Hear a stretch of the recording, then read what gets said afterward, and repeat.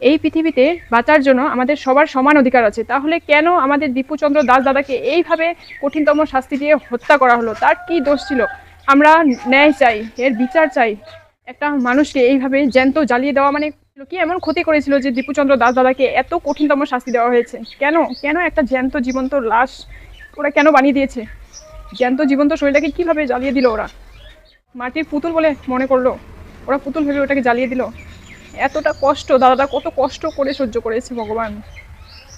এই দাদার কত কষ্ট জ্বালাপোড়া হয়েছে, হে ভগবান। ওই সময় কেউ বাঁচানোর জন্য ছিল না। তাই বলি মানুষ থাকতে মূল্য দিতে হয়। এই দাদাটার পাশে একটাও কি ছিল না যে একটা অসহায় মানুষ দাদাটার পাশে দাঁড়াক? কেউ কি ছিল না দাদাটাকে বাঁচাতে? অল্প দাদাটাকে বাঁচাতে পারতো না কেউ? এইটুকু ক্ষমতা কারো ছিল না? আজকে দাদাটা বেঁচে থাকতো, আজকে দাদার পরিবারের কি হবে? তো দেহ তরপাচ্ছে, আগুনে পুড়ছে, আর এদিকে সবাই ভিডিও করছে। কতটা বুকের পাটা এদের মানতে হবে। কাল ওখানে হচ্ছে, আজ এখানে হবে না, কি গ্যারেন্টি আছে? আমরা বলতে পারবো কি? এই দাদার বিচার চাই। নির্দোষীকে দোষী বানিয়ে এইভাবে হত্যা করার আমাদের বিচার চাই, আমাদের ন্যায় চাই।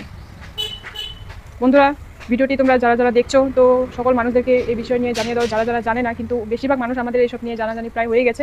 তো এটা আমাদের জানা উচিত।